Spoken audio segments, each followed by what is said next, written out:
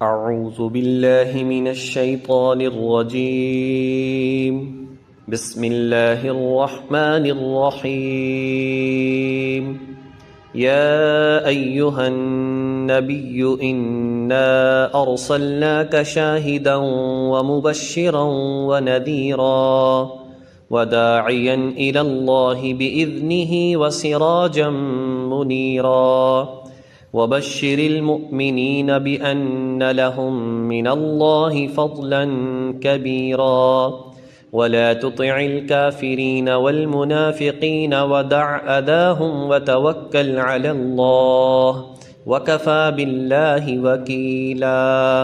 صدق الله العظيم. يا أيها النبي إنا أرسلناك شاهدا ومبشرا ونذيرا. اے نبی صلی اللہ علیہ وسلم، بے شک ہم نے آپ کو ایسا بنا کر بھیجا ہے کہ آپ گواہی دینے والے، خوشخبری سنانے والے اور خبردار کرنے والے ہیں. وداعیا الی اللہ بإذنہ وسراجا منیرا، اور اللہ کے حکم سے لوگوں کو اللہ کی طرف بلانے والے ہیں اور روشنی پھیلانے والے چراغ ہیں.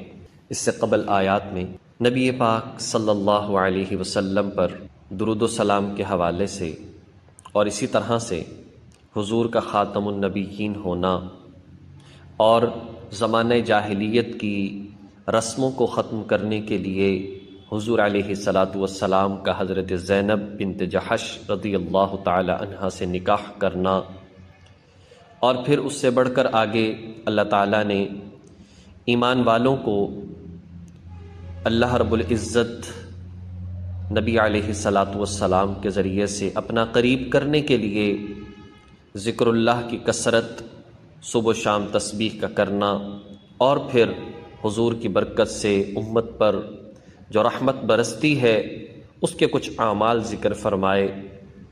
اب حضور علیہ الصلاۃ والسلام کے حوالے سے کچھ صفات، کچھ القابات جو حضور کو اللہ کے ذات نے عطا فرمائے، مرتبہ اور مقام عطا کیا، اس میں سے آپ کا جو خصوصیت سے وصف ہے وہ تو ہے ختم نبوت، جو سب سے بڑی عظمت ہے، شان ہے. اس کا تذکرہ پچھلی آیات کے اندر آیا.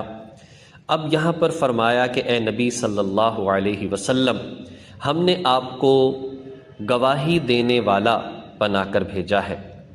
یہاں پر یہ بات یاد رکھنی چاہیے، بعض لوگوں نے اس کا ترجمہ کیا شاہدن کا، کہ ہم نے آپ کو حاضر ناظر بنا کر بھیجا ہے. یاد رکھیں یہ تو اللہ کی صفت ہے، اور اس صفت کے اندر کسی اور کو شریک ٹھہرانا کفر ہے اور شرک ہے. ایسے کبھی نہیں ہو سکتا کہ قرآن پاک کی آیت کا ترجمہ کفر یا شرک ہو. لہٰذا یہ ترجمہ جن لوگوں نے کیا وہ غلط ہے، اس لیے کہ بہت ساری احادیث اور قرآن پاک کی دیگر آیات اس ترجمے کے خلاف ہیں. اس کا جو صحیح ترجمہ ہے وہ یہ ہے کہ اے نبی صلی اللہ علیہ وسلم، ہم نے آپ کو گواہی دینے والا بنا کر بھیجا ہے. اور سب سے بہترین تشریح اور تفسیر وہ ہوا کرتی ہے جو قرآن کریم ہی کی کسی دوسری آیت سے کسی آیت کی تشریح کر دی جائے. چنانچہ سورۃ البقرہ کی آیت نمبر 142 میں 142 کے اندر ارشاد فرمایا وَكَذَلِكَ جَعَلْنَاكُمْ أُمَّةً وَسَطًا لِتَكُونُوا شُهَدَاءَ عَلَى النَّاسِ وَيَكُونَ الرَّسُولُ عَلَيْكُمْ شَهِيدًا. اسی طرح ہم نے اس امت کو ایک معتدل درمیانی امت بنایا تاکہ یہ لوگوں پر گواہ بن جائے اور نبی پاک صلی اللہ علیہ وسلم اس امت پر گواہ بن جائیں. حدیث میں آتا ہے قیامت کے دن اللہ تعالیٰ سوال کریں گے نوح علیہ السلام سے حل بلغت، کیا آپ نے لوگوں کو تبلیغ کی تھی، سمجھایا تھا؟ وہ کہیں گے جی بالکل، میں نے آپ کے کہنے کے مطابق لوگوں کو سمجھایا. پھر لوگوں سے کہا جائے گا جی تم کیوں گمراہ ہو گئے؟ تو وہ کہیں گے ہمیں نوح علیہ السلام نے کوئی تبلیغ نہیں کی. اللہ تعالیٰ فرمائیں گے نوح علیہ السلام سے آپ مدعی ہو لہٰذا گواہ پیش کرو. تو نوح علیہ السلام اس امت محمدیہ کو گواہ کے طور پر پیش کریں گے. اس پر کہا جائے گا کہ جی تم تو اس وقت میں تھے ہی نہیں، کیسے گواہی دیتے ہو؟ تو وہ جواب دیں گے یا اللہ آپ سچے ہیں، آپ کا کلام سچا ہے، لہٰذا اسی طرح سے آپ کا نبی سچا ہے اور یقیناً سچا ہے۔ ہم نے اس نبی پر اترنے والے قرآن کے اندر پڑھا لقد ارسلنا نوحا الی قومہ فقال یا قوم اعبدوا اللہ ما لکم من الہ غیرہ۔ آپ نے نوح علیہ السلام کو بھیجا، انہوں نے اپنی قوم کو توحید کی تعلیم دی، اس میں سے کچھ لوگوں نے مانا جن کو پھر کشتی میں سوار کیا گیا، اور بہت سارے لوگوں نے نہ مانا جن کو غرق اور ہلاک کر دیا گیا۔ لہٰذا اس پر نبی پاک صلی اللہ علیہ وسلم پھر گواہی دیں گے، یا اللہ میری یہ امت ٹھیک کہہ رہی ہے، واقعتاً انہوں نے قرآن میں پڑھا تھا نوح علیہ السلام اپنی بات میں سچے ہیں اور ان کی قوم کا جھٹلانا یہ غلط ہے۔ یہ ہے حضور علیہ الصلاۃ والسلام کا گواہی دینا، اور ہر ایک بات کی گواہی دینا۔ اللہ موجود ہے، جنت ہے، دوزخ ہے، آخرت کا نظام ہے، جو چیزیں ہم نے نہیں دیکھی ان چیزوں کی گواہی دینا ہے۔ وَمُبَشِّرًا، اے نبی صلی اللہ علیہ وسلم، اللہ فرماتے ہیں کہ ہم نے آپ کو خوشخبری سنانے والا، جو لوگ نیک عمل کرنے والے ہیں، عزیمت پر عمل کرنے والے ہیں، مشقتیں برداشت کرنے والے ہیں، صبر کرنے والے ہیں، حلال پر قناعت کرنے والے ہیں، ان کے لیے عظیم خوشخبریاں ہیں۔ وَنَذِيرًا، اور وہ لوگ جو نافرمانیاں کرتے ہیں، اپنی مرضی سے زندگی گزارنے والے ہیں، ان کو خبردار کر دیجئے آخرت کا عذاب بڑا سخت ہے، اللہ کی پکڑ بہت مضبوط ہے۔ وَدَاعِيًا إِلَى اللَّهِ بِإِذْنِهِ، اور اللہ کے حکم سے آپ لوگوں کو اللہ کی طرف بلانے والے ہیں۔ یاد رکھیے انبیاء علیہم الصلاۃ والسلام کو اللہ کی ذات نے اسی لیے بھیجا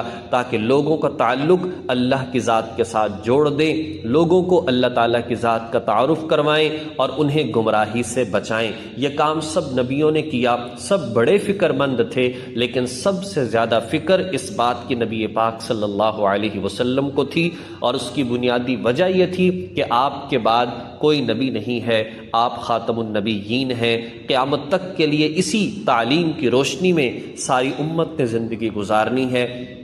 اس لیے آپ علیہ الصلاۃ والسلام نے بڑے مضبوطی کے ساتھ، بڑی استقامت کے ساتھ، بڑے صبر کے ساتھ رات دن ایک کر کے اپنی امت کو تعلیم دی ہے۔ وَسِرَاجًا مُنِيرًا، اور آپ روشنی پھیلانے والے چراغ ہیں۔